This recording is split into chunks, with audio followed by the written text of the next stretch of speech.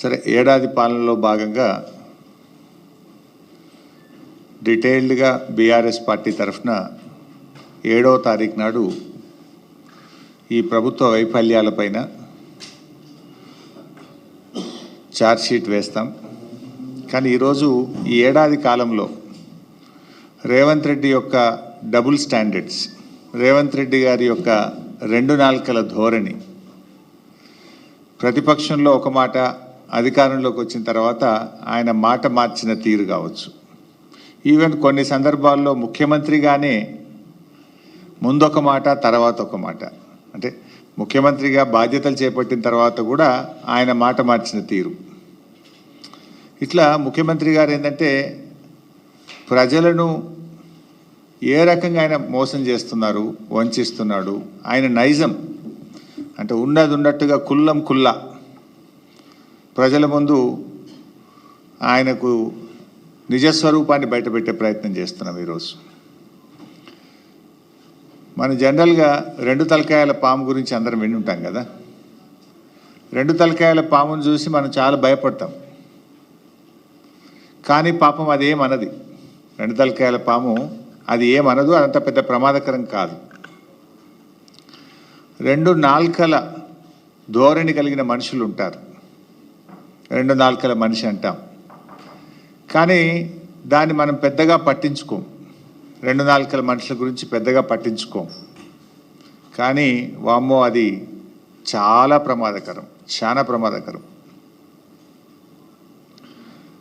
అయితే ఈ 2 నాల్కల వైఖరికి ఎవరు నిదర్శనమని రాష్ట్రంలో ఎవరిని అడిగినా కూడా స్పష్టంగా నిస్సందేహంగా చెప్తారు ఆయన ఎవరు అంటే రేవంత్ రెడ్డి, మన రాష్ట్ర ముఖ్యమంత్రి.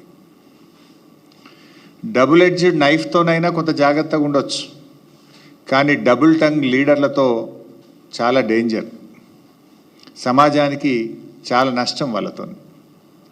డబుల్ స్టాండర్డ్స్ అంటే ఒక విషయం పైన నిన్నొక మాట మాట్లాడడం, ఈరోజు ఒక మాట మాట్లాడడం, రేపు ఒక మాట మాట్లాడడం, ఇది డబుల్ స్టాండర్డ్స్.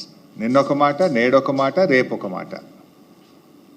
ఇందులో రేవంత్ రెడ్డి గారు పిహెచ్డి చేసిండు, మాట మార్చడంలో, పూటకో మాట మాట్లాడడంలో పిహెచ్డి చేసిండు రేవంత్ రెడ్డి గారు.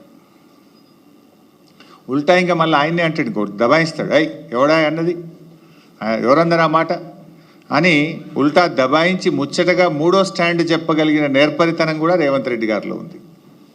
ఇవన్నీ నేను ఉత్తగా మాటలు చెప్తలేను, మీకు అన్నీ ఆయన నిజస్వరూపమే బయట పెడతా. వాటం తీరు మాట మార్చడం, పూటకో పార్టీ మార్చడం కూడా రేవంత్ రెడ్డికి వెన్నతో పెట్టిన విద్య. ఒక పార్టీలో ఉంటూ మరో పార్టీ అగ్రనాయకులను రాక్షసులు అంటాడు, మళ్ళీ అదే పార్టీలో చేరి దేవతలు అంటాడు. రాక్షసులు అన్న నోటితోనే దేవతలని కూడా పొగుడతాడు. సిగ్గు ఎగ్గు కానీ సంకోచం వ్యాకోచం ఏమీ లేకుండా 2 తీర్లు కూడా కంఫర్టబుల్గా నిస్సిగ్గుగా మాట్లాడే తత్వం రేవంత్ రెడ్డిది. సో ఏడాది పాలన పూర్తయిన సందర్భంగా ఈ ఘనత వహించిన మన రాష్ట్ర ముఖ్యమంత్రి రేవంత్ రెడ్డి గారి డబుల్ స్టాండర్డ్స్కు సంబంధించిన కొన్ని విషయాలను శాంపుల్గా మీకు చూపిస్తాను. చూపించాలంటే ఇంకా చాలా ఉన్నాయి. ఇక్కడ ఇప్పుడే కూర్చుంటే మా లక్ష్మారెడ్డి అని ఒక 10 కొత్త పాయింట్లు చెప్పిండు నాకు. నేను కొన్ని ఇవాళ చూపిద్దాం అనుకున్నా, కానీ గిదున్నది అని కొత్తవి చెప్పిండు ఇప్పుడు నాకు. నిజంగా అన్ని చూపించాలంటే రేపు పొద్దుగా దాకా చూపించచ్చు రేవంత్ రెడ్డి డబుల్ స్టాండర్డ్స్ మీద. కానీ యనుమల గారి కొన్ని ఆనిముత్యాలు ఇప్పుడు మీ ముందు ప్రదర్శిస్తాను. రైతు బంధు చూపించు బాబు. పంటలకే ఇస్తున్నావు, 3వ పంటకి ఎందుకు ఇస్తలేవు? పంటకు 5,000 ఎకరానికి ఇచ్చినావు, 2 పంటలకే ఇచ్చినావు సన్నాసి రైతు బంధు. మరి 3 పంటలు పండిస్తే 3 సార్లు ఎందుకు ఇస్తలేవు రైతు బంధు? భూమి లేని ఉపాధి హామీ కూలీలకు కూడా సంవత్సరానికి 12,000 రూపాయలు ఇస్తామని చెప్పినాము. ఈ భూమి యజమానికి వచ్చేది కౌలు రైతుకు వచ్చేది కౌలు రైతుకు వస్తుంది. ఒకరికి ఇచ్చి ఒకరికి ఎగ్గొట్టే విధానం లేదు. అది కౌలు రైతు మాట్లాడుకోవాల్సిన అవసరం ఉంది. పంటలకేస్తున్నావు, 3వ పంటకి ఎందుకు ఇస్తలేవు? మీరు చూశారు, 2 పంటలకే ఎందుకు ఇస్తావు, 3 పంటలకు రైతు బంధు ఇవ్వాలన్నాడు. ఉన్న పంటకు ఎగబెట్టిండు కదా ఈ రేవంత్ రెడ్డి. ఇప్పుడు ఉన్న పంటకే రైతు బంధు ఎగబెట్టిండు. అంటే ఎన్నికల ముందు ఇంకో మాట చూశారు, కౌలు రైతుకు ఇస్తాం, రైతుకు కూడా ఇస్తామన్నాడు రైతు బంధు. కౌలు రైతుకి ఇచ్చినామని రైతుకు ఎగ్గొట్టం, రైతుకి ఇచ్చినామని కౌలు రైతుకు ఎగ్గొట్టం అన్నాడు ఆనాడు రేవంత్ రెడ్డి గారు. ఇవాళ ఏమంటున్నారు, అది కౌలు రైతు రైతు ఇద్దరు మాట్లాడుకోవాలి అని చెప్పి నిస్సిగ్గుగా మాట మార్చిన ఈ ప్రభుత్వ తీరు మీరు గమనించవచ్చు. ఇప్పుడు ఏమంటున్నారు, అధికారంలోకి రాగానే అది కౌలు రైతా వాళ్ళే తెలుసుకోవాలి, మాకు సంబంధం లేదన్నారు. ఆ రోజేమో కౌలు రైతుకు ఇస్తాం, రైతుకు ఇస్తాం, 3 పంటలకు రైతు బంధు ఇస్తా అన్నాడు. నిన్న మాట్లాడుతుండు సిగ్గు లేకుండా ముఖ్యమంత్రి. ఏం మాట్లాడుతుండు నిన్న, గత ప్రభుత్వం అట యాసంగి పంటలో రైతు బంధు ఎగ్గొట్టిందట. రైతు బంధు డబ్బులు ఇవ్వడానికి మేము జమ చేసి ప్రకటన కూడా చేస్తే ఎలక్షన్ కమిషన్ కంప్లైంట్ ఇచ్చింది మీరు, రైతు బంధును ఆపింది మీరు. ఇంకా అప్పుడు నువ్వు రెచ్చిపోయి ఏమన్నావు, ఇప్పుడైతే 10,000 మేము వస్తే 15,000 రైతు బంధు వేస్తా అని ఎన్నికల్లో ప్రచారం చేసినావు. డిసెంబర్ 7వ తారీఖు నాడు నువ్వు ముఖ్యమంత్రిగా బాధ్యత తీసుకున్నావు. నాట్లు ఎప్పుడు పడతాయి తెలంగాణలో, డిసెంబర్ 7 తర్వాత 10 తర్వాత జనవరి దాకా పడుతుంటాయి నాట్లు.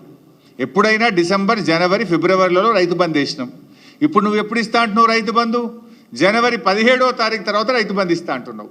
డిసెంబర్ 7 నాడే నువ్వు ముఖ్యమంత్రి అవుతివి, మరి నువ్వు ఇవ్వాలి కదా రైతు బంధు. ఇప్పుడు జనవరి 17కి ఇస్తా అంటున్నావు, జనవరి 17కు డిసెంబర్ 7కు మధ్య తేడా 40 రోజులు.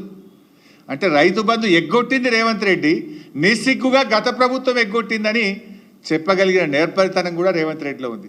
అంటే దొంగే దొంగ అన్నట్టు ఈయన ఎగ్గొట్టింది రేవంత్ రెడ్డి, రైతు బంధును ఆపింది రేవంత్ రెడ్డి, కేసీఆర్ ఎగ్గొట్టిండు, బీఆర్ఎస్ ప్రభుత్వం ఎగ్గొట్టిందని ఉల్టా చోర్ కోత్వాల్కు డాంటే అనే విధంగా మాట్లాడిండు.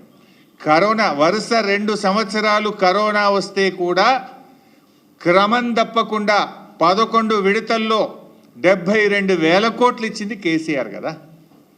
రైతు బంధు, రైతు బీమా కలిపితే 82,000 కోట్లు రైతులకు నేరుగా లబ్ధి చేకూర్చిన నాయకుడు కేసీఆర్, నిజమైన రైతు బంధువు కేసీఆర్. నువ్వు అవి ఆపుకుంటా కొర్రీలు పెట్టి అంత కొడితే 20,000 కోట్లు ఇచ్చినావు. ఇంకా 11,000 కోట్ల రుణమాఫీ ఉన్నది. నువ్వు ఇచ్చిన 20,000 కోట్లు కేసీఆర్ గారు ఒక్క రైతు బంధు, రైతు బీమాకి ఇచ్చిన డబ్బు 82,000 కోట్లు. అంటే నీకంటే 4 రెట్లు అధికంగా ఇచ్చిండు కేసీఆర్ గారు. ఈ రకంగా రైతు బంధు విషయంలో 3 పంటలకు ఇవ్వాలన్న రేవంత్ రెడ్డి ఉన్న పంటకు ఎగ్గొట్టిన రేవంత్ రెడ్డి నిజస్వరూపం మీ ముందు పెట్టాం.